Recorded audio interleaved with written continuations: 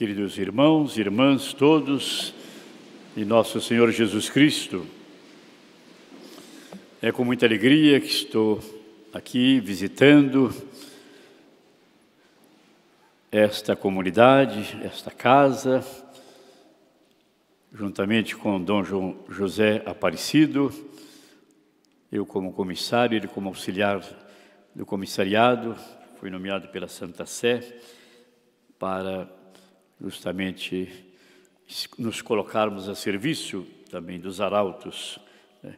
Tanto da Associação Internacional como também da Sociedade Apostólica, né? De vida apostólica, de vida clerical, como também da vida religiosa, né, feminina. É um sinal do amor, da ternura, né, da Igreja, para com esta família, né, religiosa, que são os arautos do Evangelho, tão numerosos, presentes em tantos lugares, né, não só no Brasil, mas também na América Latina, na Europa, na África. E a Igreja, como sinal também dessa predileção para com esta família religiosa, justamente nomeou o comissariado, não como intervenção, né, como punição, muitas vezes, como aparece, talvez é nas redes sociais. Pelo contrário, é um sinal de carinho, de amor da Igreja para com esta família religiosa tão importante na Igreja, que tem seu papel, né, seu lugar na Igreja, seu carisma próprio. E por isso, após aquela visita apostólica, a Igreja então quer justamente colaborar com os arautos para que eles sejam cada vez mais fiéis, né, ao seu carisma, a sua missão também própria na Igreja, né, de nosso Senhor Jesus Cristo. Portanto, estamos aqui com esse espírito, né, de serviço. A irmã Mariane, que é também auxiliar, né, do comissariado, não pôde vir porque é superiora geral da Congregação da Divina Providência e estará somente liberada da sua função de superiora geral a partir de março, de modo que ela, então, estará livre para colaborar conosco nessa missão que nos foi confiada, né, pelo Papa Francisco. E, queridos irmãos e irmãs, estamos celebrando a missa da quarta-feira da 28ª semana do Tempo Comum. E, nesse dia, a Igreja também celebra a memória de duas grandes santas, Santa Edviges,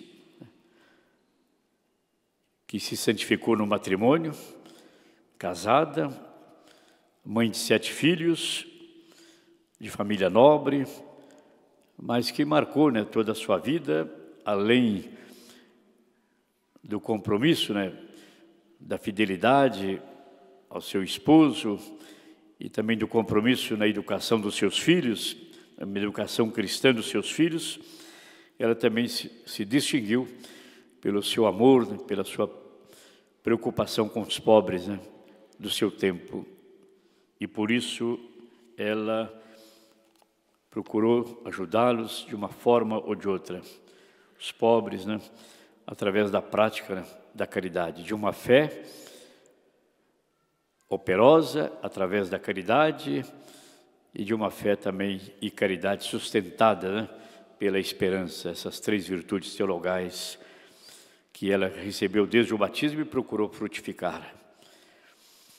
E celebramos também a memória de Santa Margarida Maria Alacoque, esta monja da Visitação, que foi favorecida também por graças especiais, sobretudo foi iluminada de uma maneira muito especial, né,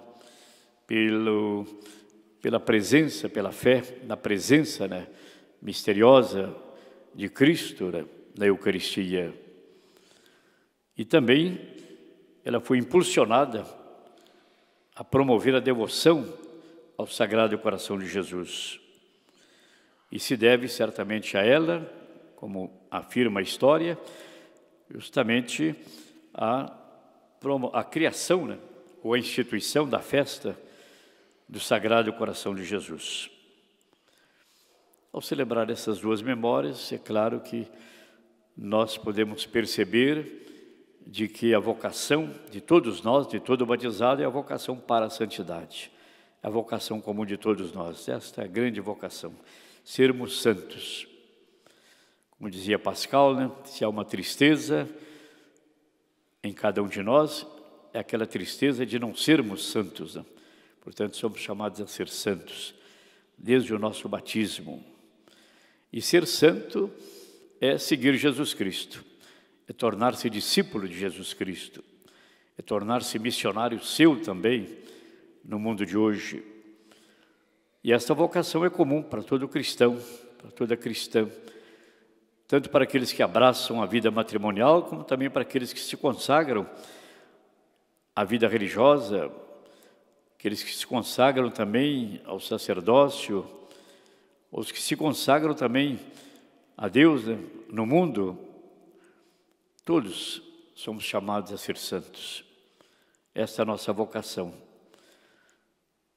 E só podemos ser santos, evidentemente, com a graça, com a ajuda de Deus, que nos ajuda a cada vez mais nos conformarmos, nos configurarmos mais a Jesus Cristo, para poder conhecê-lo, para poder amá-lo, imitá-lo e testemunhá-lo na nossa vida. Uma palavra, ser santo é viver o Evangelho, é tornar vivo, né, a palavra do Evangelho na nossa vida. E o Evangelho, de certo modo, nos lembra justamente esta passagem do Evangelho de Lucas, Jesus convidado, né, para uma ceia, e durante essa ceia ele transmite alguns pensamentos, alguns ensinamentos, melhor, àqueles que estavam ali, tanto ao que o convidou, ao seu anfitrião, como também aos demais amigos, né, daquele anfitrião, os fariseus e os doutores da lei. E o Evangelho nos lembra a importância, né, da coerência entre a nossa vida, né, com a nossa fé, com a fé que nós professamos, com a fé que nós confessamos, com a fé que nós celebramos na liturgia, com a fé que nos alimenta também com a palavra de Deus, com a Eucaristia. Esta fé, então, confessada, alimentada, esta fé precisa ser também vivenciada, testemunhada no nosso dia a dia. Isso me lembra uma pequena passagem do Papa Francisco, quando dizia na Evangelii Gaudium, se não me falha a memória, citando uma passagem atribuída a São Francisco de Assis, ao dizer aos seus freis que era importante evangelizar sempre e, quando necessário, usar também a palavra. O que mostra que é muito mais importante, né, evangelizar pela vida, pelo testemunho de nossa vida. Porque o exemplo, né, o testemunho convence, o testemunho arrasta. No dizer do grande jesuíta, né, o padre Antônio,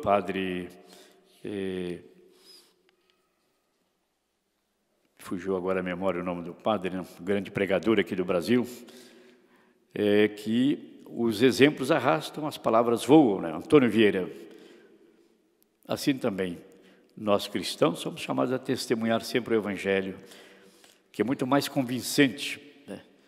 Muito mais provocativo a nossa vida, onde ela é justamente vivida de uma maneira coerente, né, com a fé que nós professamos, e que se torna também esta fé testemunho, né, no nosso dia a dia, seja na vida em família, seja na vida profissional, seja na nossa vida como sacerdotes ou como religiosos, consagrados. O importante é que realmente vivamos a nossa condição, né, de sacerdote, de consagrados ou de leigos também, cristãos, casados, no mundo, na sociedade, de conformidade com o Evangelho de nosso Senhor Jesus Cristo. E o Evangelho justamente nos lembra isto, quando ele diz ali aos fariseus: ai de vós que pagais o dízimo da hortelã, da arruda e de todas as outras ervas. É importante, né? Todas essas minúcias da lei, interpretadas, a lei de Moisés, né? Pelos doutores da lei, todas essas minúcias são importantes, mas muitas vezes podemos ficar nas minúcias, né? Nos pormenores, e nos esquecermos do essencial. E Jesus nos lembra: fazeis tudo isso, pagais o dízimo, né? De todas essas ervas, mas deixais de lado a justiça e o amor de Deus. Portanto, o fundamental, o essencial, né? O amor a Deus, a nossa fé em Deus, nosso amor a Deus, nossa esperança, nossa confiança em Deus, e traduzindo esta fé através de uma caridade também operosa, ativa, né, na nossa vida, traduzida no amor ao próximo e sobretudo aos mais pobres, e também esta fé, esta caridade sustentada, né, pela esperança em Deus, que não nos decepciona. E ao mesmo tempo que nos compromete também na construção, né, de um mundo melhor, de um mundo justo, fraterno, de um mundo cada vez mais conforme os desígnios de Deus, que é de fazer de todos nós uma família, a família de Deus, o povo de Deus, onde todos somos filhos e filhas do mesmo Pai, irmãos e irmãs em nosso Senhor Jesus Cristo, portanto, chamados a viver, né, na fraternidade, na solidariedade, no amor e na paz, procurando cada um viver, né, e ajudar o outro a viver com dignidade, né, cada um na sua vida, na sua situação em que está vivendo, no estado de vida que abraçou. Se dirige, é claro, aos fariseus, mas se dirige também aos mestres da lei, que diante dessas palavras de Jesus se sentiu incomodado, né? Quando o mestre disse a Jesus: com isto estás nos insultando também nós. E Jesus respondeu: ai de vós também, mestres da lei, porque colocais sobre os homens cargas insuportáveis, e vós mesmos não tocais nessas cargas nem com um só dedo. Portanto, nós devemos facilitar, né, a vida das pessoas, evidentemente, dentro da verdade, dentro da caridade, dentro daquilo que nos prescreve o Evangelho, né, a Igreja. Mas, como diz o Papa Francisco, a Igreja não pode ser uma alfândega, né, que está sempre cobrando, exigindo das pessoas, sem facilitar, né, o acesso dessas pessoas à Igreja, à comunidade, sem ajudá-las a experimentar o amor, a misericórdia de Deus. Isso é muito importante também para nós. Que sejamos todos nós, né, sinal também, testemunha da misericórdia, do amor de Deus para com todas as pessoas, sem nenhuma distinção, no mundo de hoje tão importante, nesse mundo marcado muitas vezes por tanta discriminação, por tanta violência, por tanto ódio, né? Nós somos chamados a ser essa presença do amor, da misericórdia de Deus no mundo de hoje. Não sobrecarregar, né, as pessoas, muitas vezes com tantas exigências, quando nós muitas vezes também, nas nossas limitações, nas nossas fraquezas, nem muitas vezes somos capazes de cumprir tudo aquilo que nós pregamos, proclamamos ou ensinamos às outras pessoas. Mas é claro que, apesar de nossas fraquezas, não podemos deixar de anunciar e proclamar o Evangelho, a verdade, né? As exigências do Evangelho, as exigências morais também. É claro que o Evangelho nos ensina, que a Igreja nos ensina, mas ao mesmo tempo também sermos essa presença da misericórdia, do amor de Deus, acolhedores, né, de todas as pessoas. Isso é fundamental. E, sobretudo, não nos esquecermos de que também há uma hierarquia, né?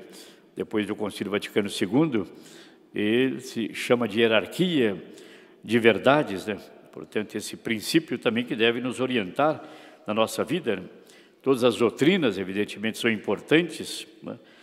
Mas existe, sem dúvida nenhuma, um grau de maior, né, importância, dependendo muitas vezes da centralidade daquela verdade de fé na qual nós acreditamos, ou aquela verdade que nós professamos, e entre esses dogmas, essas verdades de fé, sem dúvida nenhuma, como centro da nossa fé está a Trindade Santa, né? A nossa fé na Trindade, né? No único Deus em três pessoas, esse mistério que nos foi revelado por nosso Senhor Jesus Cristo. Portanto, temos que saber na nossa vida, né, usar esses critérios para valorizar, de fato, aquilo que é mais fundamental, mais importante na nossa vida, e sabermos, muitas vezes, né, não substituir, né, aquilo que é secundário, acidental, por aquilo que é importante, fundamental, e que tem, de certo modo, um valor absoluto, né, na nossa vida, que no caso é o amor a Deus